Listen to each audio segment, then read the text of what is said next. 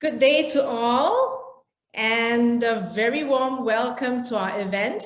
My name is Ziki, and I'm the Executive Director of Community and Brand at SGInnovate. I'm very excited today to be partnering our event with the Embassy of the Republic of Poland. We have a great lineup of speakers, and we'll be exploring how we can promote stronger technology cooperation between Poland and Singapore. It is such an honor to have Her Excellency Magdalena Bogdziewicz, Ambassador of Poland to Singapore, joining us today at this session. For those of you who are not familiar with SGInnovate, allow me to share a little about what we do. SGInnovate is a private entity owned by the Singapore government. We believe that the world has hard problems that can be addressed by deep tech. Our mission is to work with entrepreneurial scientists to build deep tech startups from Singapore for the world to address some of these hard problems. And we do this by investing in promising deep tech startups, grooming and matching talent with startups as they build and scale their companies. We also firmly believe in the power of the community and partnerships.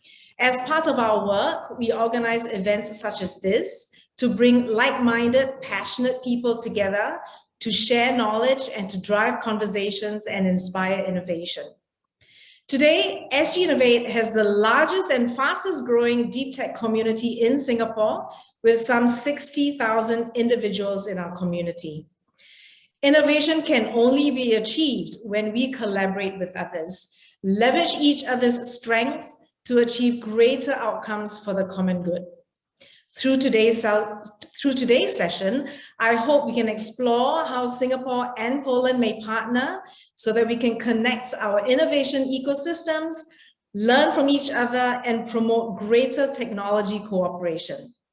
I want to thank you for joining us at this session today. I encourage you to be part of the conversation. Use the chat function to engage with your fellow attendees. Tell us which country you are joining us from. And use the Q&A box so that you may ask questions of the speakers. Again, I would like to thank the team at the Embassy of Poland for your valued partnership, and it is my sincere hope to host more events and initiatives with you. With that, I would now like to invite Her Excellency Magdalena Bogdziewicz, Ambassador of Poland to Singapore, to please share a few words. Thank you very much, Ziki. I'm indeed very pleased to welcome you today at this special webinar dedicated to promoting technological cooperation between Poland and Singapore. And I'm hopeful this offers also a little bit unconventional look at the technology development that draws our attention to the role of creativity, the visionary thinking, and also the social impact of innovation. It is the technology that changes the way we work and live. It has solved many issues related to production, transportation, and communication. At the same time, it raises the key questions related to humanity, habits, ethics, and legal framework that need to be answered at the time or before the state-of-the-art innovations reach the broader public. I've seen the future. Under this motto, in 2021, we celebrate the 100th birth anniversary of one of the greatest icons of Polish culture and an internationally recognized brand, Stanislaw Lem, the visionary Polish science fiction writer, futurologist, and philosopher of 20th century, was a man of an extremely inquisitive mind and a rare literary talent. In his best works, he actually predicted the possibility of artificial intelligence, virtual reality, genetic engineering, comparing technological advancement to biological evolution. His creativity ignites the imagination of readers of all over the world and also the innovators. From this perspective, there is no better place to talk about the humanocentric philosophical approach that characterizes Lem's work than in Singapore, which constantly and successfully strives to integrate the technology into the daily life to become a true embodiment of the smart city approach. Today's event, inspired by Lem, is also an opportunity for us to look at the areas where the creative potential and the compatibility of Polish and Singapore's economy encourage increased cooperation. Poland has become a true engine growth in the European Union and has a vibrant and diversified economy. It is also exceptionally resilient against external shocks. In fact, the GDP should reach the pre-pandemic level before the end of this year. Poland has increased the R&D spending level to 1.3% GDP and put in place a system that links R&D and academic institutions to commercial companies eager to expand abroad. In the past, Poland was home to Copernicus or Maria Curie-Skłodowska. Nowadays, it is Polish IT talents that are top listed globally and are behind any technological change. So far, Polish IT solutions have been successfully implemented across different sectors in the Lion City, from financial institutions to tourism. It was first Polish internet bank that was a benchmark for development of Singapore's own DBS internet banking. The new Changi travel exchange platform was fully Polish built. In Singapore, scientists and business people from Poland are involved in cybersecurity, quantum physics, and building satellites. I am very happy indeed to have with us today as the keynote speaker, Dr. Maciej Kawecki, a true believer in technology and the advocate for balanced approach between technology and privacy, the president of Stanislaw Lem Institute. He will take the challenge to compare the perception and impact of key emerging technologies between our countries, while panelists will discuss the ways how to build stronger ties between Poland and Singapore. Without prejudice to the outcome of this discussion, I would be inclined to indicate a few most promising areas like fintech, cybertech, medtech, smart cities, drones, water-related technology, and also creative industry like entertainment and e-gaming. At this point, I would like to take the opportunity to thank all our guest speakers for accepting the invitation and to our strong partner, SGInnovate, committed to advancing international technological cooperation for putting this event together. I wish you all a fruitful and inspiring discussion. Thank you. Yep, we will now be moving on to the keynote by Dr. Maciej. Dr. Maciej, please. Hello, everyone. Thank you very much for invitation. It's a great pleasure for me to be here with you. I regret that only online, but I believe that soon it will be possible to visit you physically. As it was mentioned before, 2021 will mark by the Polish Parliament as a 100th birth anniversary of Stanislaw Lem, one of the most widely read science fiction writers in the world, as well as an impactful futurist and visionary.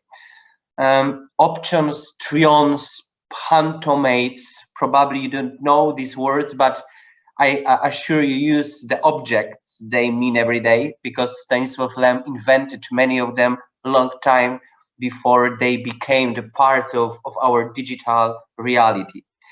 Lem's work was even an inspiration for creators of the cult animated series and one of the most popular video games in the world.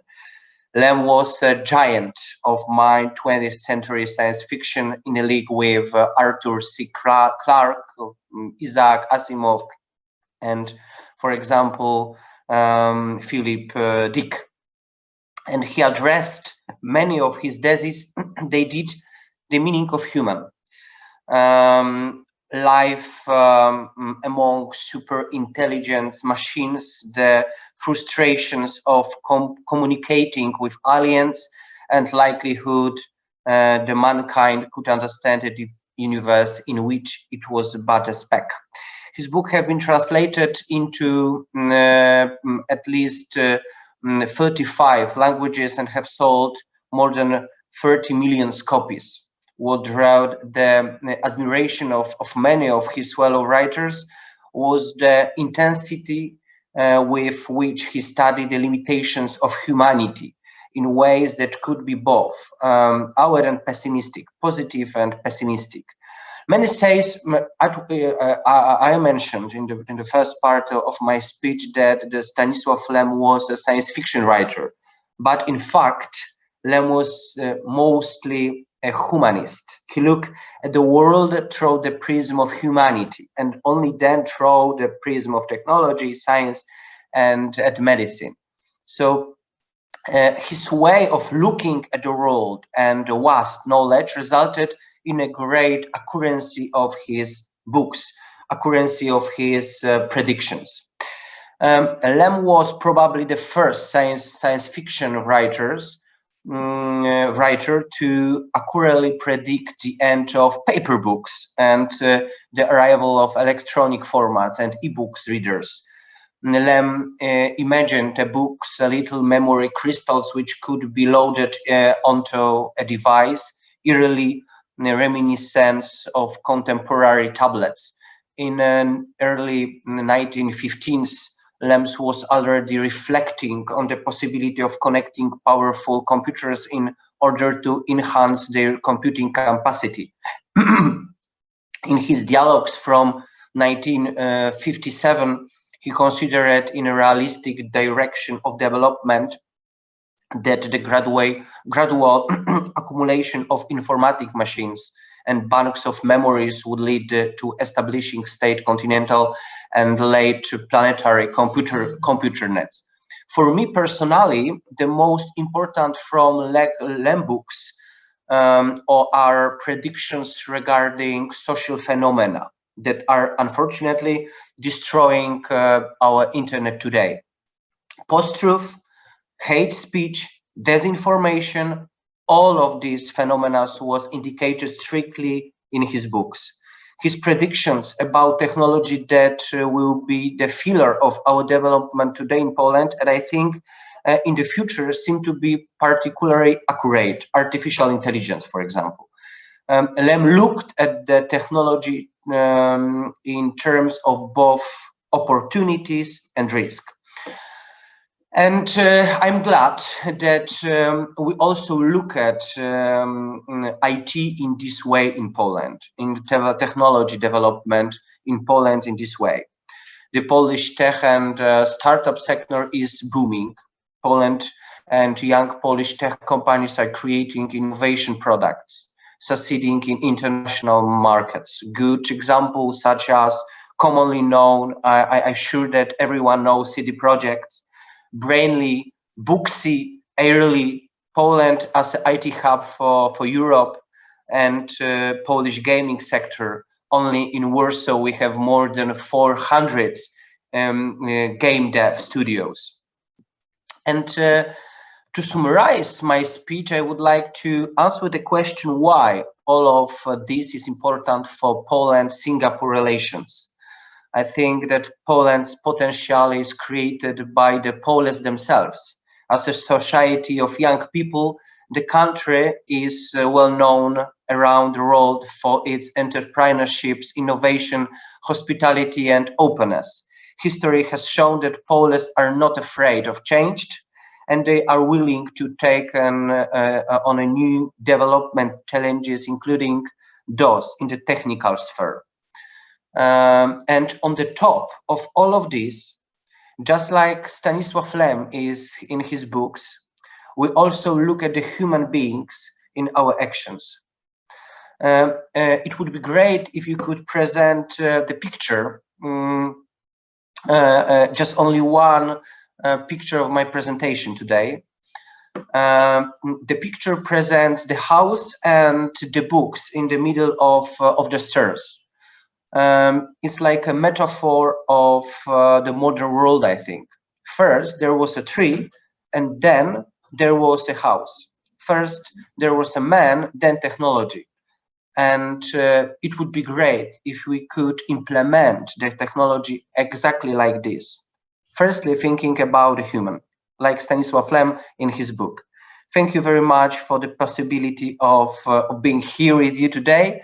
And of course, I invite you to attend, to participate in Stanislaw Lem anniversary.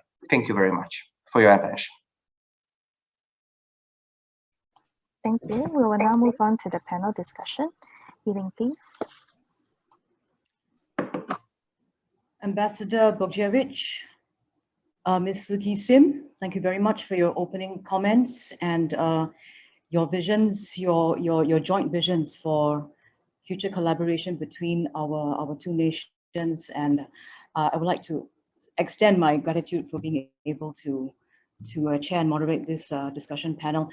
Also, thank you to Dr. Maciej Kawecki for his opening remarks and explaining the vision of the Stanislaw Lem Institute, and also, touching on the incredible polymath brain of Lem himself, which is the inspiration for a lot of the work that your institute does today. So I would like to actually kick off our discussion panel for the next 45 minutes or so on the time that we have left. And I would like to also invite Ms. Natalia Hatalska and also Prof. David de Kramer to this panel, to discussion. But I think, can we have, first of all, Ms. Hatalska to say a little bit about herself and what she does on a day-to-day basis. Thank you, Natalia. Good morning and good afternoon. Thank you very much for your invitation. I am very happy to be here in Poland and in Singapore simultaneously. That's great. And I am founder and CEO of InFuture Institute. We are a foresight institute and we try to predict the future, and also we define trends, and we try to define also the factors of change. And we are based in Poland, but we work with globally. So we have clients from all over the world, and we work with private and public sector. So it means that we work with big companies, but also with cities, among the others. And when I say that we predict the future, I do not say that this is something like a prophecy that needs to be fulfilled.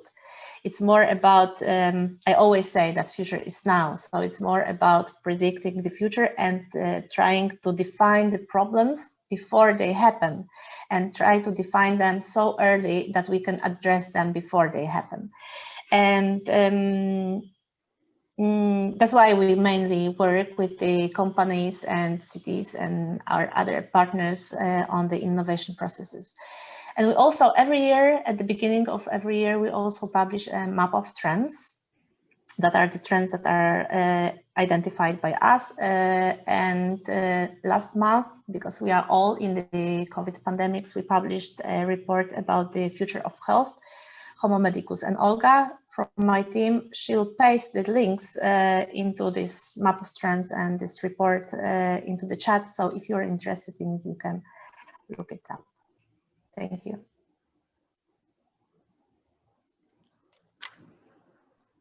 Okay, thank you. Thank you, Natalia. Prof. de Kramer, could we have a little bit of information about you and what you're busy with these days? Okay. Good afternoon, everybody. My name is David de Kramer. I'm currently the Provost Chair and Professor in Management and Organization at NUS Business School.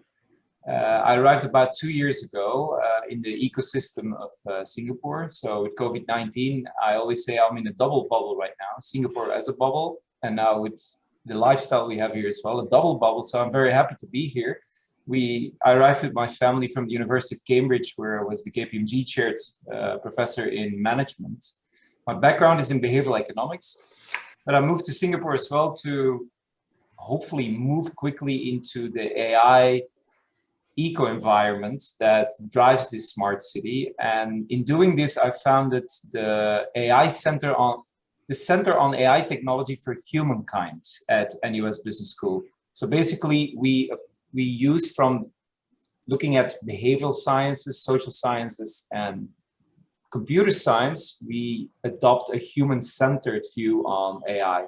And this has been reflected in my current research on, for example, I published recently a book on leadership by algorithm, who will lead and who will follow in the AI era. So basically, will AI be able to run our organizations? And secondly, recently, I worked together with Grandmaster Chess Garry Kasparov on what we call triple AI. So that it's basically an interplay between 3 types of AI that will determine our collaborative future, being machines intelligence, artificial intelligence, people's intelligence, authentic intelligence, and augmented reality, augmented intelligence. So we describe how this will work, what shape this will take. So that's what I'm focusing on these days. Thank you. Thank you.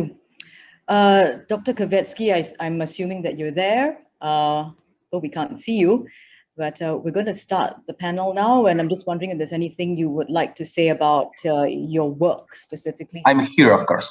Yes.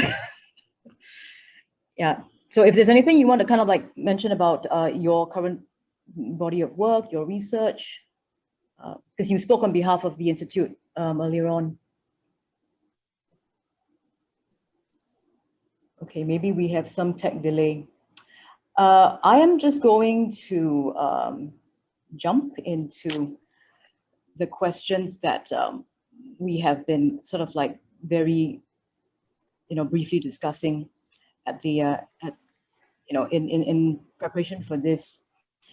And I'd like to ask, everyone on the panel, all our three speakers, in approaching collaborations with another institution, whether they be educational institutions, government institutions, non-profit, or institutions from the private sector, is it important to have a conversation about values alongside the goals for the or the projected goals for the collaboration and the outcomes of it? And when I say values, I'm being very, very broad here, because values may differ from place to place, from country to country. I'm talking about institutional values, technological values, values of projects and outcomes, cultural values, maybe even technological agenda values. So if we all can kind of like jump in with something and some initial thoughts to get this kind of like the thinking going. I'm curious about when such a conversation should take place and how it's opened. If I can start, then yes, I am very happy that you asked this question about values, because we do not speak about values very often. We rather speak about fears, problems, frustrations, and so on. And values, in my personal opinion, are extremely important. Why? Because we live in polarized society, and we can see now so many differences. And I believe that that all the people, although they differ, and that's natural, and it's very valuable, that all these differences, but we all, as humans, we have some general values that we believe in, and we know that they are good. For example, love is good, and solidarity is good, tolerance is good, good is good. And that's why we need to speak about the values. And I'd like to cite Donella Meadows. She was an environmental activist in the 80s and 90s of 20th century. And in one of her speeches, she once said that we need to speak about vision, because vision is something that is the most vital in the policy progress. But while she was speaking about the vision, she said that the process of building the responsible vision should not be rational one, should not come from the logic, but should come from our values, something that comes from our heart. And I agree with her a lot. Thank you. Prof. de Kramer, any thoughts? I know this is this might be a particular area of expertise for you. Well, it's like you said already, what do you mean by values? So many people will have many discussions about this, because of course there are cultural differences, but Natalia, she already said earlier as well, like there are certain values that people value across cultures, value across countries, that intuitively we as humans know they are the ones that make us human. So for example, talking about human-centered AI, so that we use AI, we advance AI technologies to serve our human interest, our well-being, to create a society that is more efficient for humans to work and live in, not to create, rationally speaking, a world for machine where then humans actually can join in. Because that's sometimes the feeling that I have when we talk about collaboration between tech companies and society and governments, for example. And there's no surprise for rationality, of course, because computer science today still uses as the primary framework a rational framework, which even going back to Alan Turing, where we focus on observations, data are observations, and rationally speaking, AI algorithms should be more consistent, more predictable, better at the jobs. But of course, we don't live in a world that's rational. Good people do good things, bad people do bad things, but good people also do bad things. So in that sense, AI doesn't account for this because it doesn't have a soul. It cannot put meaning to a context as humans put meaning to a context. And how do we put meaning to a context? By our values, what we value, what we find important. So the whole discussion when it comes down, for example, to a collaboration with respect to technology, I believe that the initial discussion should always be, what is it that you want to achieve with the technology? What kind of concerns, motivations, values will it meet? And do you want it to meet? To create value for you? Because else it's not going to happen if we just say, okay, it's standardized. I see this so many times with companies across the world as well. They engage in joint ventures. They use standardized procedures. But then when they're already working together, at one point, one of the partners in the joint venture will say, oh, wait, the way we have to work in your home country, that we don't agree with this, or even legally in our country, it's not allowed. So suddenly we run into problems, and then you see that preparations of joint ventures never even mentioned the word of values or business ethics or business responsibilities. And I see the same trend because of the rationality framework in the technology world at the moment.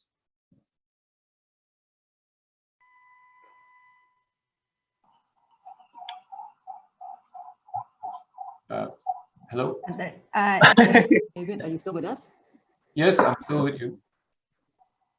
Your image is frozen, so. Yiling.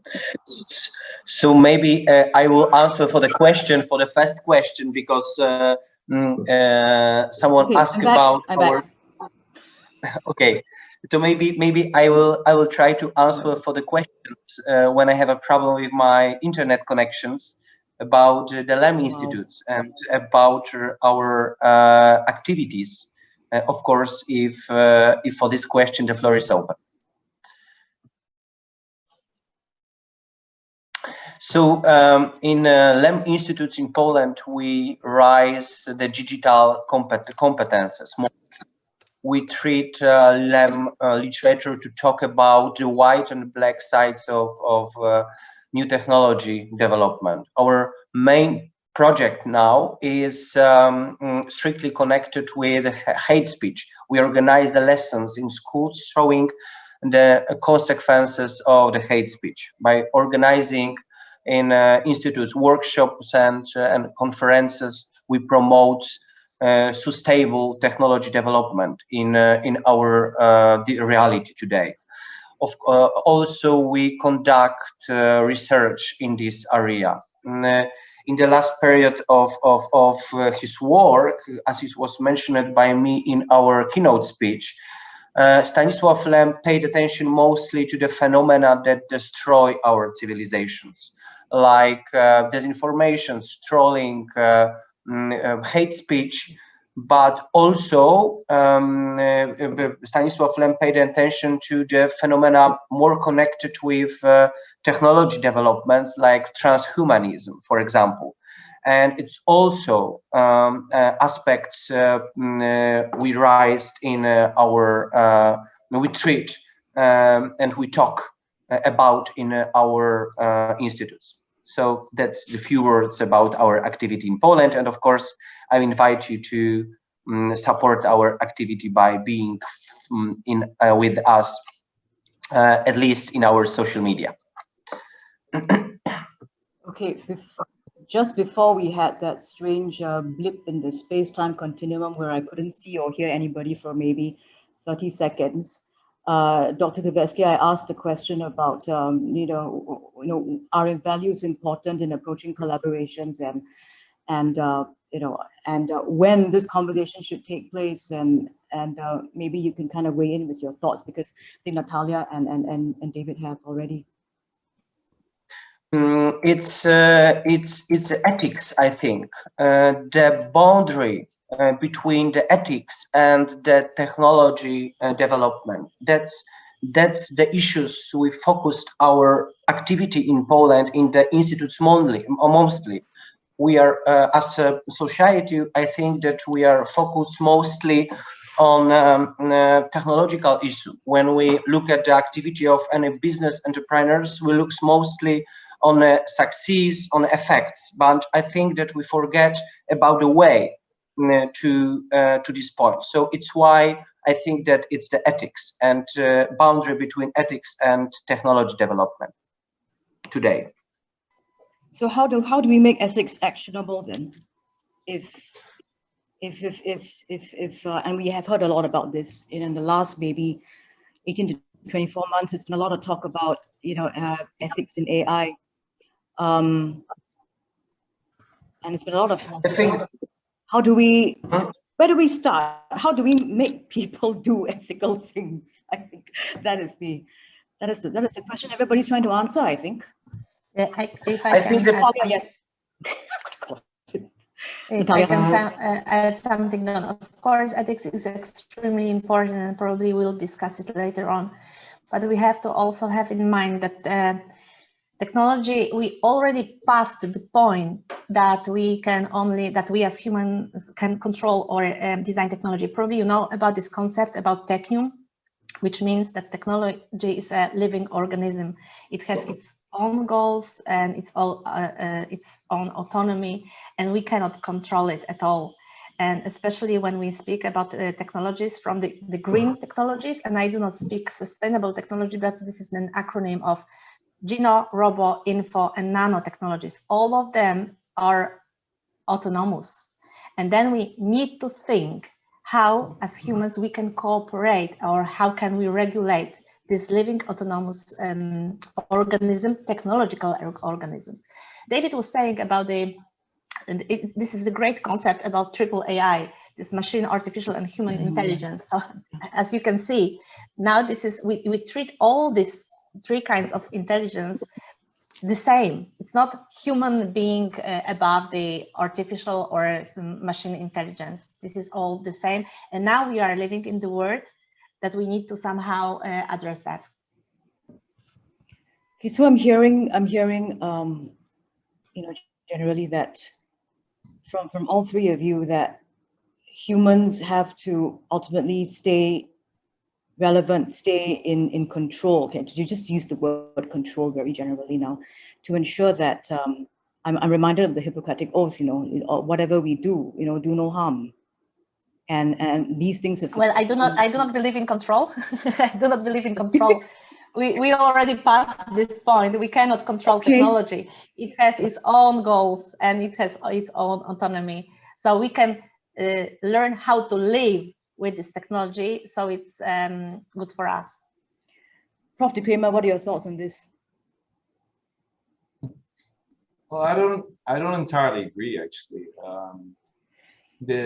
Let me put it this way. AI ethics, there's a lot of attention for it, but it's also a lot of confusion about it, because what I see is happening is there are two things there. And I see this every time I deal with companies, with governments, and in our own research.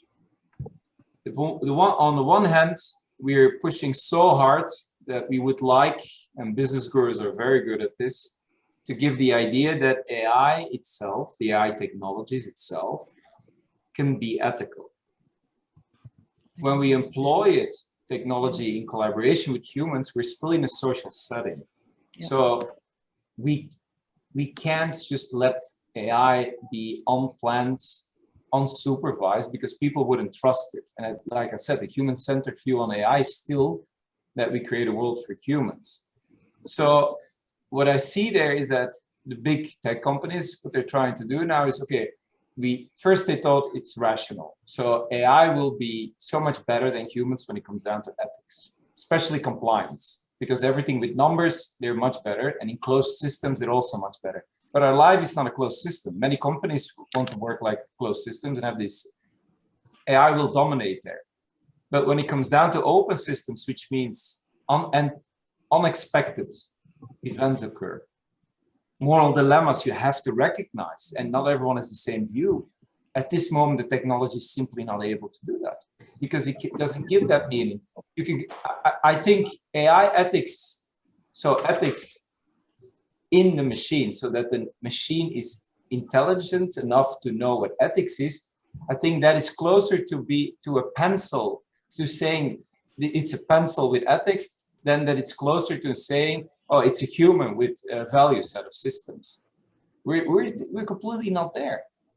That's my first thing. The second thing is AI ethics. A lot of companies are selling it now like we put our stamp on it and it's responsible AI. And there's a lot of business people who really believe it's fine. I don't have to be responsible either anymore. The technology takes care for it because it's autonomous, because we have that belief. But that's not true. We're using it. It's still the one who's employing it. First of all, legally, technology has no legal entity, so it cannot be held accountable. It's still the person who is accountable. So if you say it's completely autonomous and we have to follow AI at this moment, it's completely not possible even in our society because of legal reasons, structural reasons, but also what we are following AI already on Netflix, to say so. They tell us what we like and we follow. But saying that they therefore have ethics or values or know what we like, algorithms are not telling us, oh, watch more of these movies because they know what we really like and experience and feel. They have no clue. They don't care. They have no intentions.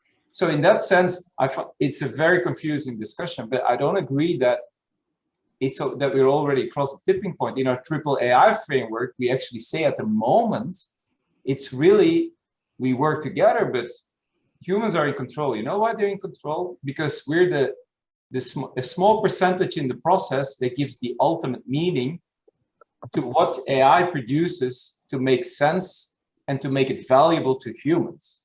That is human-centered AI. So AI may do 96% of all the tasks in the world. And we only do 4% with our creativity, imagination, our sense-making. Without those 4%, all the work of AI cannot translate into something that's human-centered. And that is our responsibility. I mean, I always like that phrase, we came up with this. If you put a computer in sleeping mode, it's not dreaming or imagining things like a human. So I'm sorry, it's not there yet. Okay, so I'd like to just add on just few words. Yes. I would like to because you ask about how to fight for ethics in technology. I think that it's not about judging a technology as a good or as a bad. It's not good to focus on artificial intelligence only here. I think that the way is not to forget about the ethics at all, to look at the technology through the prism of human being, not only through the prism of convenience.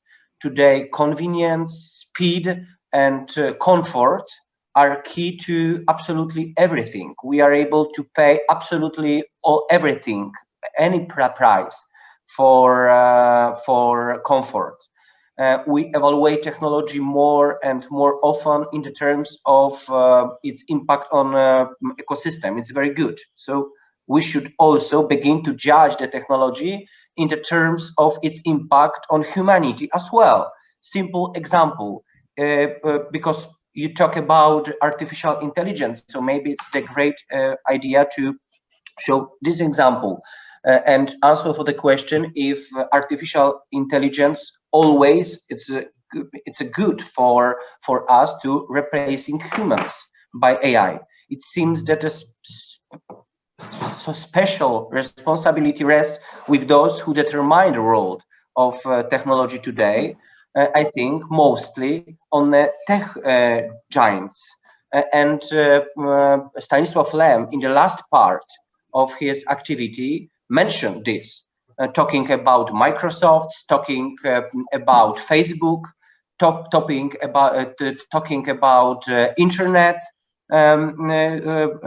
companies, asking the question, who is responsible today for that situation that was 20 years ago, almost 20 years ago, 15 years ago?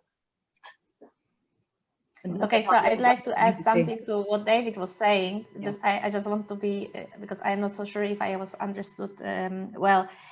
Of course, I do not say that AI and all the new emerging technologies should be left unsupervised. No, this is not what I'm saying. I'm only saying that technology is already autonomous. It has its own goals, and I'll give you just a few examples. The first example is nuclear weapon. We as humans try to control nuclear weapons, and we already know that it's not happening. All the countries, formally and informally, are working on the nuclear weapon: the United States, China, Iran, and many others. The second thing is social media. In different countries, especially regime countries, the state tries to control social media, and we know that they are still there. People are still using social media. And the third example is engineering. We have all these moratoriums about not trying to engineer human embryons and these human embryons. And we already know that 3 years ago in China, He Jiankui engineered 2 human children. So we know we try to control technology, but it's like a water. It always finds its way somehow to develop more, even if we try to stop it.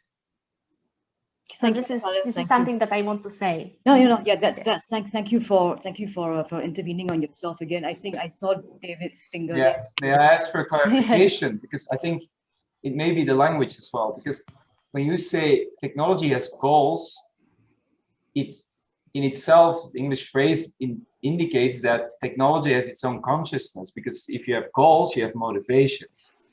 And what I'm saying is technology has no intentions. Because well, I do believe it has.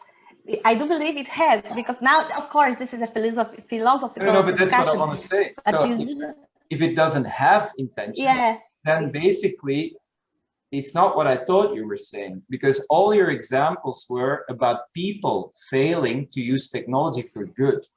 So the World Economic Forum and I collaborated last year on this whole quote around, I said, machines can be used for good, but it really depends on that we need to be clear. And here we go back to the values, Natalia, that you also defended very carefully, is what is it that we want to achieve as humans with technology?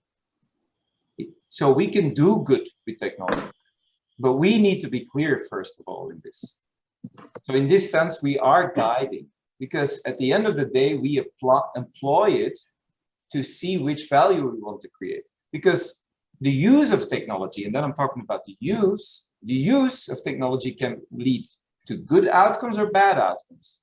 But we are actually the decision maker with our own biases and our own stupid behaviors sometimes. But we need to be more clear on it. So going back to what Dr. Kawecki said as well, who's responsible? Of course, we're responsible. So I see this also when I train leaders today, business leaders. I said, like, they think that their leadership influence and responsibilities will become less when technology enters their organization. I said, no, your responsibility becomes bigger. You will become more responsible for it. You need to know your company and your stakeholders so much better even than in the past. And they just don't get that. Okay, this is fascinating, because just listening to all of you, I had a few sort of like a trigger thoughts, and I was actually looking back at the publicity for this event, and one little bit of phrasing there kind of like caught my eye, and it's kind of connected to what we all have been discussing in the last 10-15 minutes. And the phrase is this: while human-centric technologies dominate our era, we should have confidence that responsive and responsible leaders will ensure the positive impact of new technologies. So I'm curious to understand, the three of you, who are these leaders and why should we have this confidence? And I sense that we're moving into a sort of like in a context where, David, you mentioned this, governments are interested in this, large institutions are interested in this, they are, from your experience, how much intervention, if at all, should governments have upon innovation in progress? And should they care if there's extensive private sector financial support for projects? So responsive and responsible leaders, what are they? Should we be confident? How can we be confident? Anyone want to jump in? Please go ahead. We also have to bear in mind, of course, this is about us being responsible, and I don't like the word control because I do not believe that we can, as humans, be in control, but it's about regulating technology. But we also have to remember, when we speak about technology, we have to remember about something that it's, when we speak about technology, we need to remember that there is something called like revenge effect of technology. It means that even if we design technology for good, it has bad effects. And it has always been like this. For example, we designed cars for good, just so people could move faster. And then we came with bad air pollution, congestion in the cities, and so on. This is the revenge effect of technology. So we always have to bear in mind that if we design even the best technology, it can also have the worst effect. And that's why we have to remember, while designing the technology, we have to also think about these worst effects. And even Stanislaw Lem was saying, he said something that if you want to solve a problem, you need to pay for a solution, but you never know when and how you will need to pay back the loan. And this is the same. I was talking about the revenge effect of technology. We never know how and when we will have to pay back this loan. I do not. Okay, I'm sorry.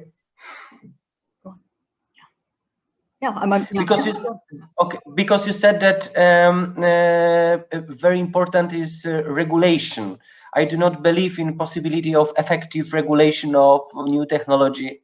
An example is the commonly known, I think, on our role, GDPR, European Union Data Protection Regulations, one of the most popular European legal acts. A few years ago, I was responsible for its implementation in Poland, and after 3 years of its use, 30% of such regulation is dead. Even if we really want to, it's, I think, impossible to create a technologically neutral law. Therefore, we should focus mostly on awareness, on emphasis awareness, I think. I do not believe that the effective regulation of technology is the solution of our problems. While speaking about GDPR, it was mainly because of the fact that 80% of European data is in the hands of American companies. So that's why Europe tries to get back this data. Absolutely. It's true. So it's not about the consumers, but it's more about the internet neutrality and internet neutrality. So it was mainly about that. David, any thoughts on?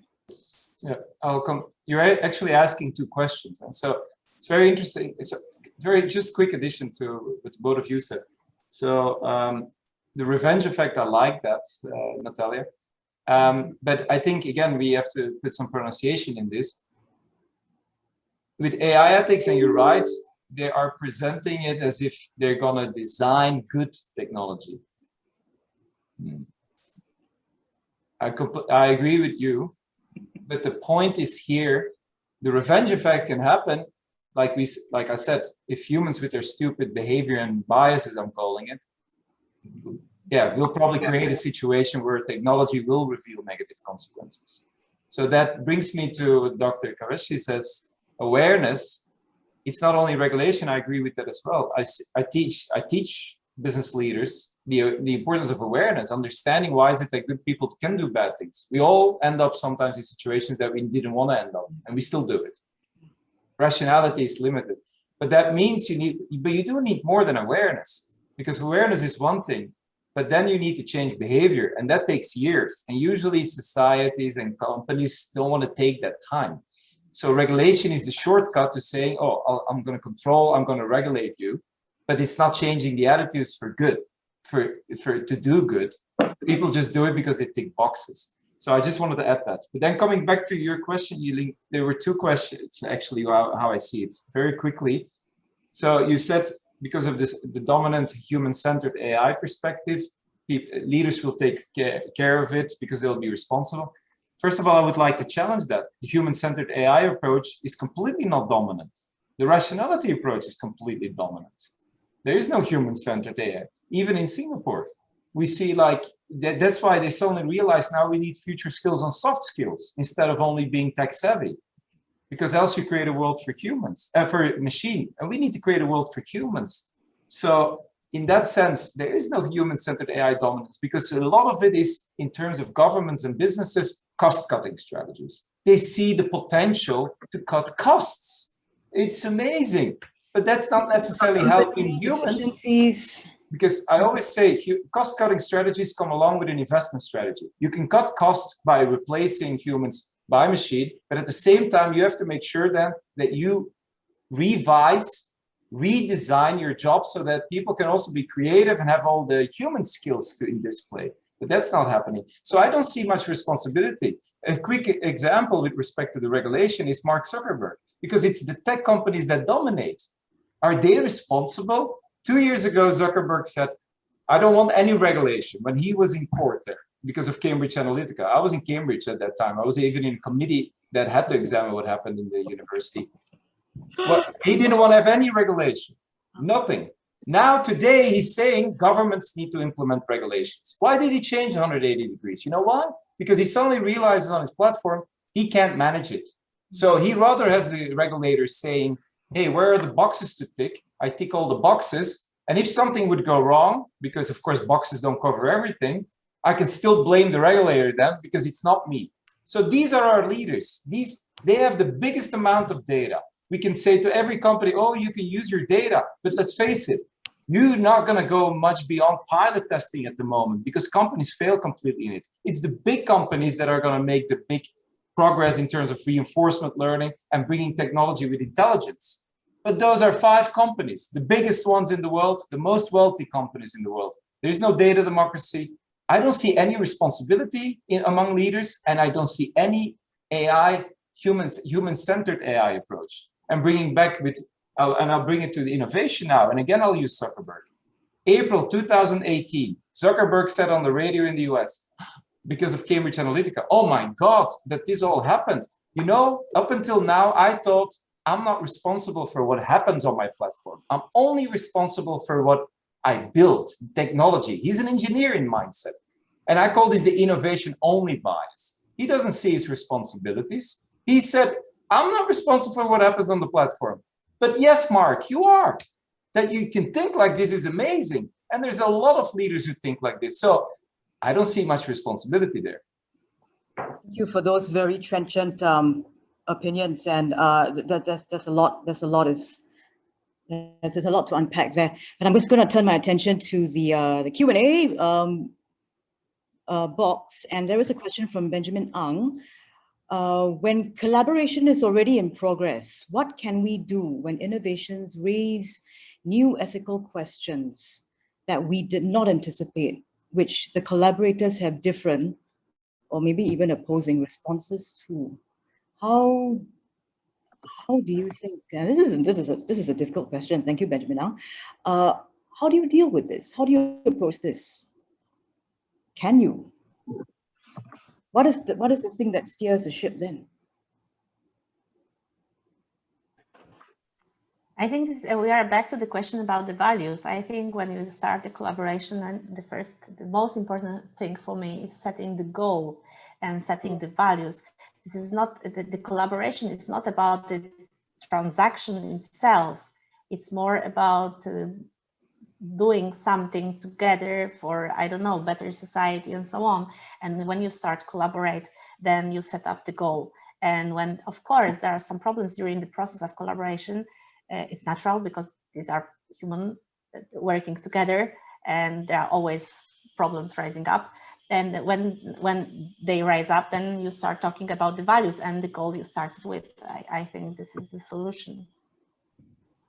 Dr. Kawecki? And we need to see we need to answer for these questions. You know, that's the point. I think we have a long way to be replaced by technology and to be replaced by artificial intelligence, but we should think more about how not to replace the certain areas.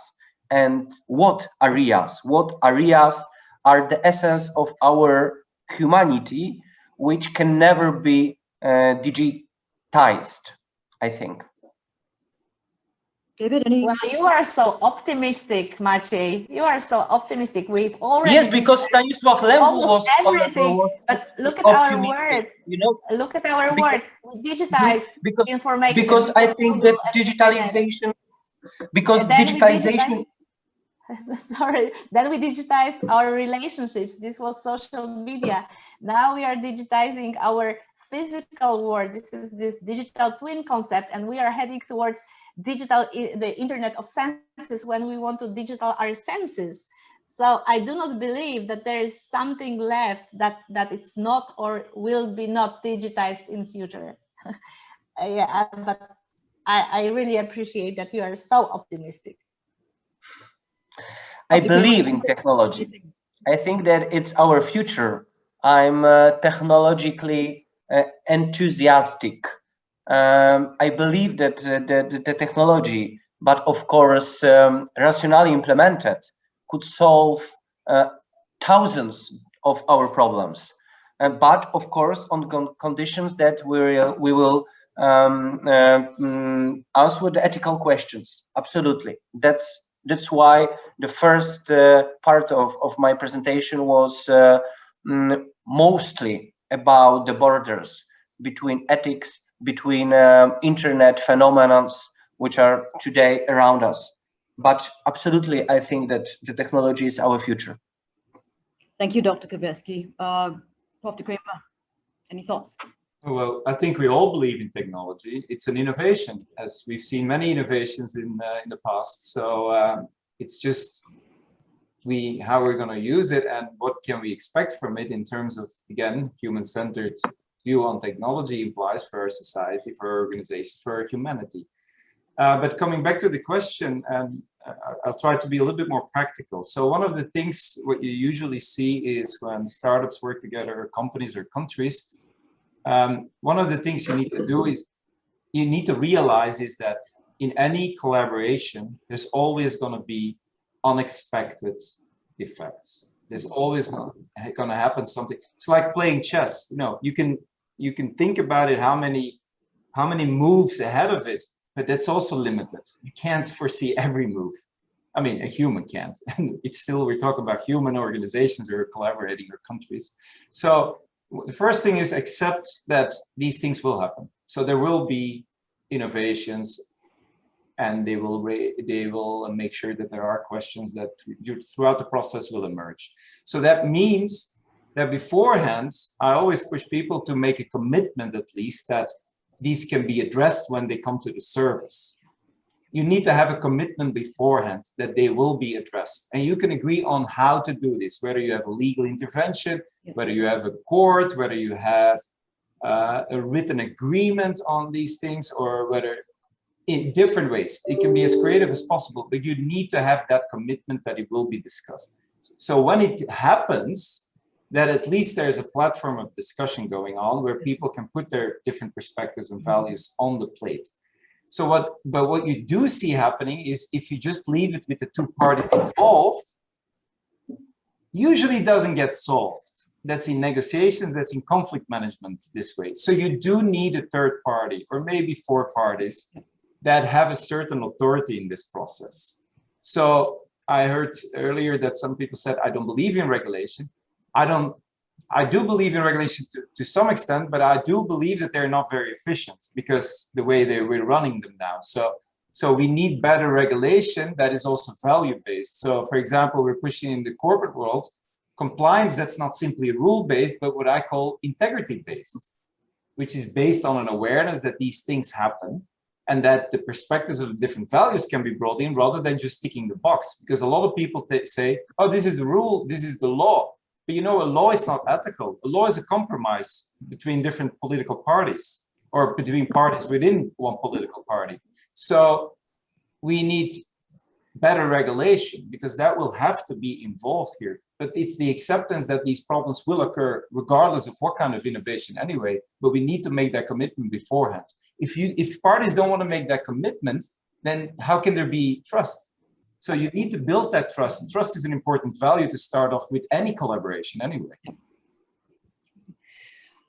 It looks like we're running out of time, and I am being chased to hand this back to Jody. I would just like to thank all the three of you for your participation and the very frank and very candid ventilation of your views, and